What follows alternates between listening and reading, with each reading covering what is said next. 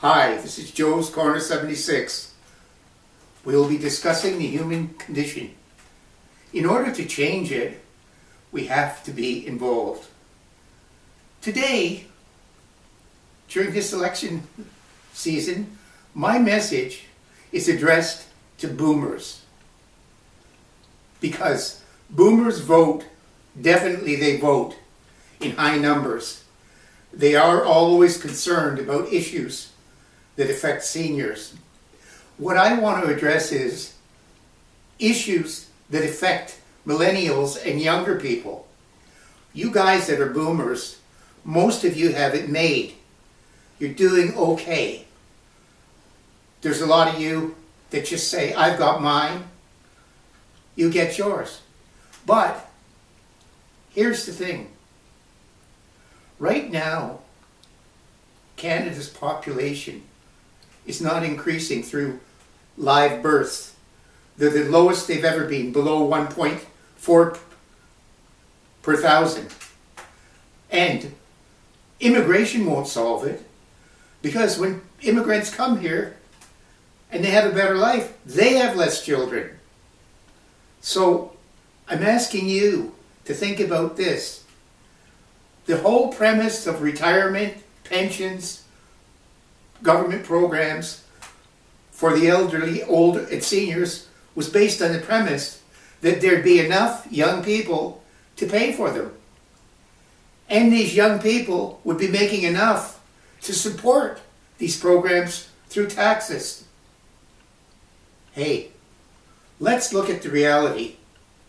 If you haven't asked yourself the question, you should. Are my children going to have the same kind of life or a better life than I have?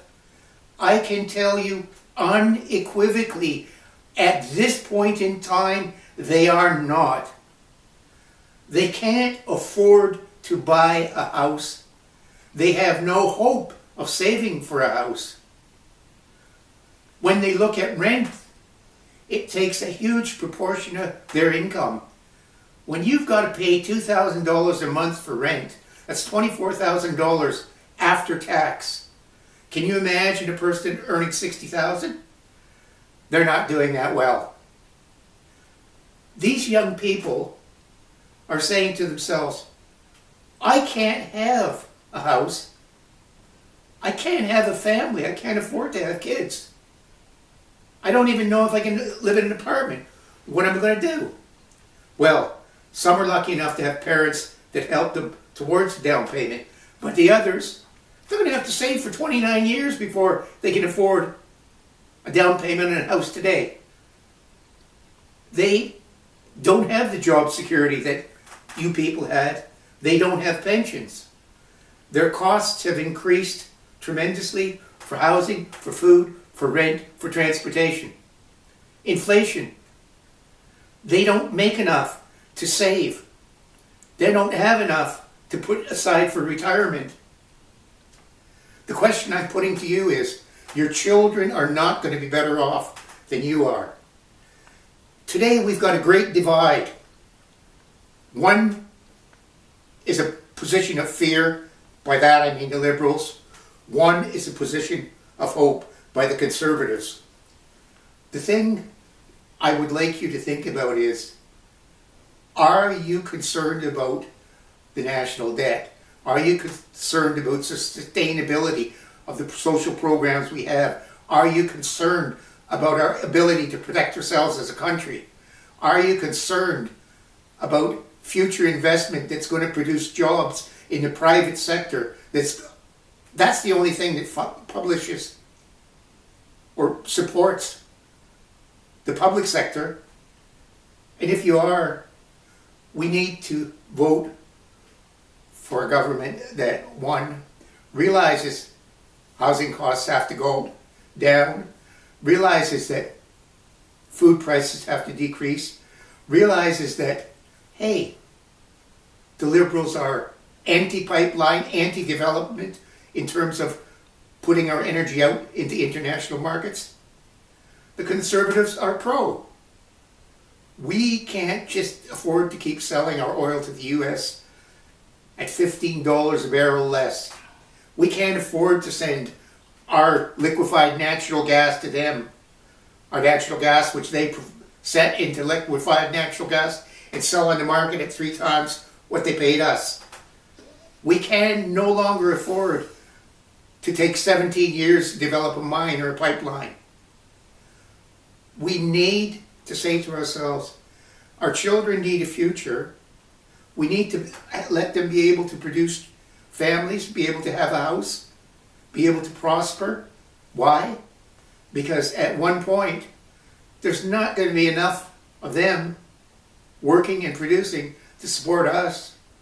Let's stop thinking about just, we're okay, Jack, and start saying to ourselves, we don't want to pass on a deficit that our great-great-grandchildren have to pay. When we had a chance to turn the tide, to reverse the losses, to build a Canada like we used to know, where houses were affordable, where you could get a well-paying job, where you could afford to feed your family, and on top of it, where crime was not rampant like it is today. The Conservatives have proposed a plan that will address that definitely. They're thinking about the victim, not the criminal. I tell you unequivocally, I feel the Liberals think about the criminal, not the victim. So if you, and most of you, a lot of you are not yet voted, there's about a week to go, I'm asking you to say to yourself, I'm okay, but I know my children aren't and aren't going to be. I'm going to do something about it. I'm going to vote for change. I'm going to vote for hope. I'm going to vote for renewal. I'm going to vote for the kind of Canada that I had that offered me economic security, peace of mind, a good health program, and a reasonable pension, and a happy retirement. So I'm leaving you with this. You now are in a position to change the path of Canada. Don't buy the idea of crisis. Buy the idea of hope. Hope says we can do something about it. In my view, crisis says we're stumbling through, and the plans they've presented are just a rendition of the old song, I'm going to spend, and I'm going to spend. Oh, by the way, my Trudeau's going to spend. The only thing that's changed is I'm now Mark Carney. If you want a real change, vote PC. Vote for Canada. Vote for the future. Thanks for listening. You can follow me on Facebook, Twitter, which is X, and Instagram. And hear me on YouTube at Joe's Corner 76. If you like this program, please tell your friends. And I'm asking you to subscribe to my YouTube channel at Joe's Corner 76.